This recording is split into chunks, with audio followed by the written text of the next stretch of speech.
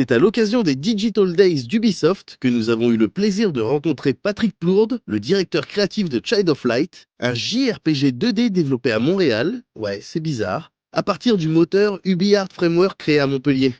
Patrick travaille depuis 10 ans maintenant au sein d'Ubi Montréal. Il a participé au développement des Rainbow Six Vegas 1 et 2, des 4 premiers Assassin's Creed, et son dernier projet n'était autre que Far Cry 3, sur lequel il officiait en tant que directeur créatif. Après 10 ans passés à développer des blockbusters, des triple A, il a ressenti le besoin de passer à autre chose. Ben, en fait, après 7 ou 8 ans où c'est qu'on lance un jeu AAA à toutes les années, vient un temps où on regarde un autre challenge.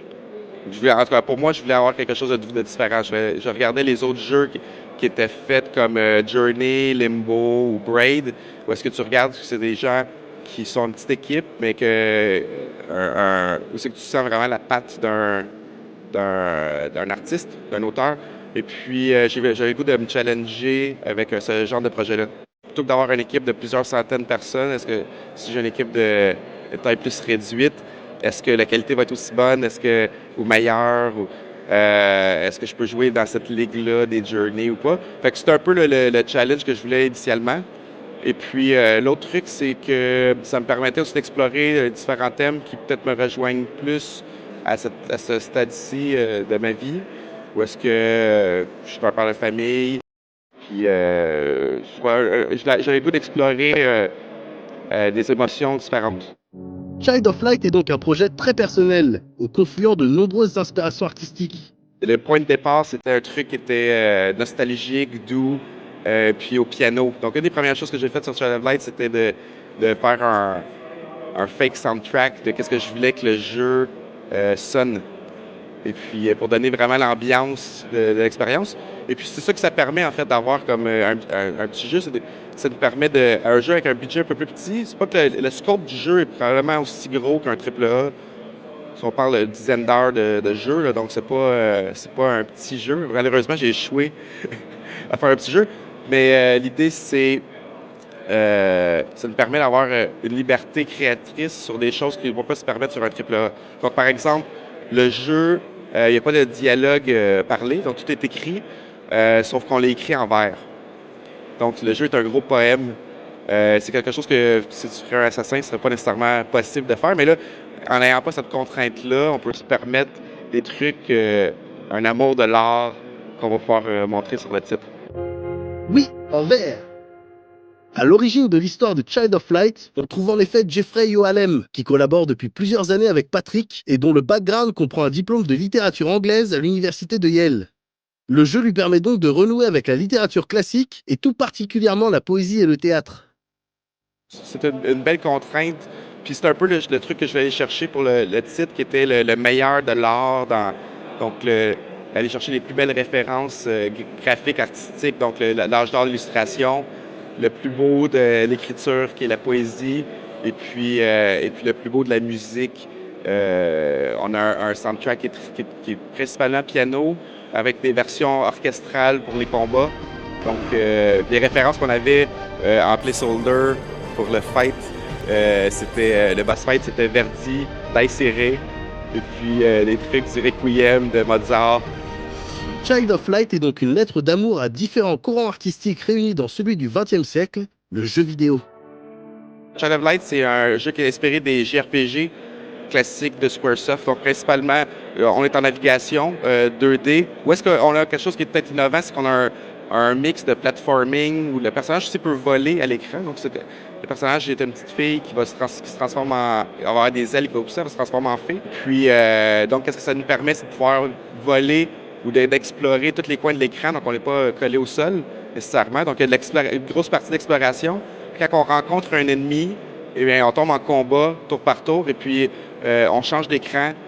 Et puis là, on est les bons d'un côté, les méchants de l'autre. Puis moi, ce que je trouvais qui est intéressant avec le JRPG, c'est cette notion-là que c'est très théâtral, les combats. Donc, c'est pas réaliste, c'est pas...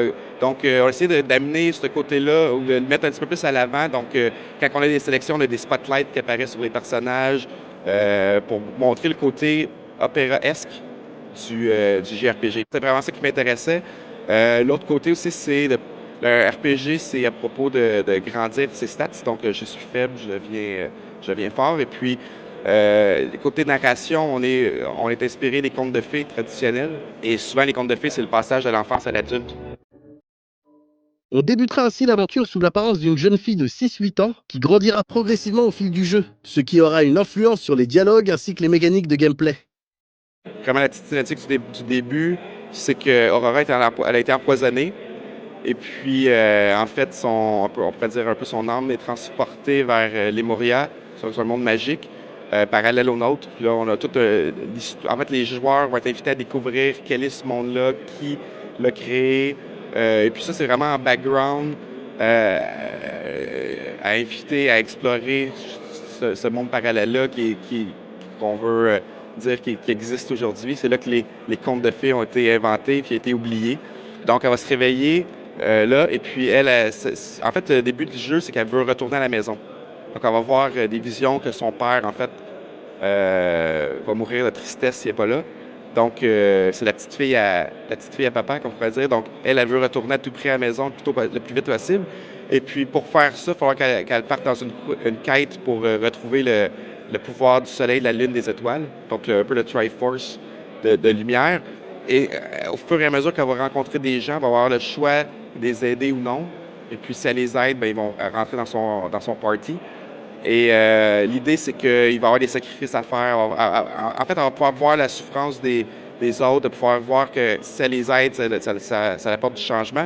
Et puis jusqu'au point où un peu, elle aura le choix à dire est-ce que je veux rester la petite fille à papa ou est-ce que non, j'ai le pouvoir d'être un agent de changement dans le monde. Child of Light, comme les contes de fées, possède une morale. Il aborde des thématiques telles que les responsabilités qui incombent à l'adulte, ou la nécessité de renoncer à la naïveté, à l'égoïsme aussi, qui caractérise un enfant. L'autre truc qui est intéressant aussi, c'est le jeu se joue en coop, asymétrique. Donc l'idée, c'est, moi je jouais à Ni no Kuni en janvier. Et puis Ni no Kuni, le jeu, c'est les graphiques de Studio Ghibli. Donc l'esthétique est super belle. Tu as le goût en fait de partager cette expérience-là avec tes enfants, mais le gameplay est un petit peu hardcore, puis ça se joue juste en solo. Donc qu'est-ce qui arrive, c'est que tu as le truc ironique de tu as un jeu qui est gratuitement, si tu as le goût d'inviter les enfants à partager l'aventure, mais que tu peux pas. Fait que tu te retrouves à le jouer une fois que les enfants sont couchés. Ce second joueur sera là pour aider, un peu à la manière de ce que proposait Super Mario Galaxy. Une option locale et facultative, mais néanmoins très importante pour Patrick et son équipe. Le jeu peut être complètement joué en solo, mais l'idée c'est qu'en tout temps, qu'un deuxième joueur arrive, prend sa manette ou prend d'autres features next-gen que l'on va parler dans le futur. Le deuxième joueur est la luciole Igniculus, qui veut dire étincelle en latin. Donc, tous les noms sont latins. C'est un des autres trucs qu'on peut avoir un peu de plaisir. Donc, Igniculus, qui est dans l'histoire aussi le partenaire un peu le sidekick d'Aurora, dans la vision Disney-esque des trucs, donc il y a souvent un sidekick. Mais là, Igniculus, il est plus comique, c'est un comic relief. Il est un petit peu perdu parce que c'est une luciole qui est juste qui vient de naître il y a 2-3 jours quand on arrive dans le jeu. Fait qu'il n'est pas nécessairement conscient de tout. Mais dans les dialogues, ça a un petit côté comique. Mais aussi, c'est que le personnage principal contrôle Aurora, donc lui contrôle la caméra. À l'intérieur de la caméra, Igniculus peut se promener partout. Donc c'est un peu un esprit libre, un électron libre. Un des trucs qui est nice, c'est que si on est dans un donjon, Aurora ne peut pas passer à travers les murs, mais Igniculus, oui. Donc, ça nous permet de faire des puzzles à deux qui restent quand même légers. Ça donne une expérience qui est très, très fluide là, quand on joue en coop. Oui, Child of Light sortira en 2014 sur les consoles actuelles, mais aussi sur PS4 et Xbox One. D'où la possibilité d'utiliser le pavé tactile de la manette PS4 ou le Kinect 2.0 de la Xbox One par exemple.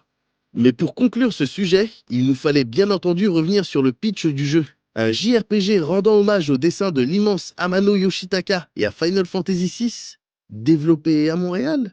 Oui, il y a un certain côté qui est un hommage au JRPG. Après ça, c'est de se le reprendre, de se le réapproprier, parce que je dis JRPG, mais on n'est pas des Japonais. Donc, c'est vraiment inspiré du JRPG. Mais oui, parce que je trouve que c'est un genre qui est beau. Puis que les gens, peut-être, j'ai le goût de faire redécouvrir ce genre-là, mais peut-être qu'il y a des gens qui se disent ah, c'est ça que je jouais avant, ou c'est 60 heures, c'est trop long, c'est difficile à s'investir. Mais non. Moi, je pense que autant que le platformer a été redécouvert les dernières années, autant que je pense que le JRPG je pense que les gens vont se retrouver, les fans vont se retrouver à l'intérieur de ça, puis les autres, je pense qu'ils vont se faire attirer vers ce genre-là, en tout cas, personnellement, j'aime beaucoup.